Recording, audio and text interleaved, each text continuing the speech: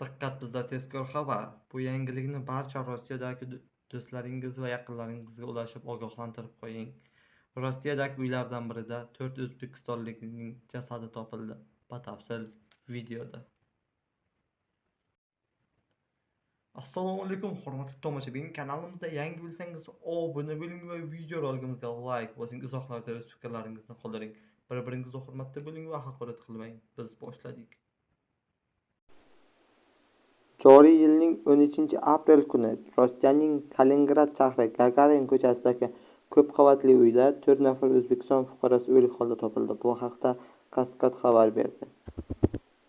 Qayd etilishicha, ularning o'limida tergovchilar tomonidan jinoyat alomatlari aniqlanmagan. Gagarin ko'chasidagi 22-binodagi 5-xonadonga bir oydan kamroq vaqt oldin o'zbekistonlik 4 kishi ko'chib borgan. Ular O'zbekistondan Kaliningradga pul topish uchun ketgan edi.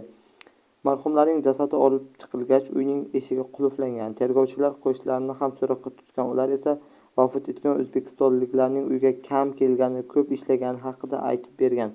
Yaxshi odamlar edi. Har kuni ertalab soat 8:30larda chiqib ketardi. Kechqurun ham soat 9lar atrofida qaytib kelardi. Faqat eshik yopilish ovozini eshitar edim. O'zi juda xotirjam edi, deya eslaydi Lyudmila ismli qo'shni ayol.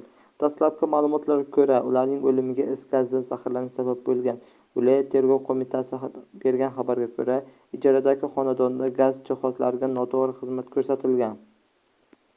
Ish bo'yicha tergov ishlarini viloyat prokuraturasi ham nazorat qilmoqda. Xonadon egasi ularning o'limi uchun javobgar bo'lishi mumkin. Ish ochilgan modda bo'yicha eng ko'p jazo bir necha yillik qamoq jazosiga to'g'ri keladi, degan Rossiya tergov qo'mitasi rahbarining Kaliningrad viloyati bo'yicha katta yordamchisi Natalya Gatsko. Shu bilan biz yangiliklarimiz o'z nihoyasiga yetdi. Marhumlarning oila a'zolariga hamdardlik va sabr tilagan holatda videorolikimizni yakunlaymiz. Kanalimizga yangi bo'lsangiz obuna bo'ling va videoroligimizga like bosing.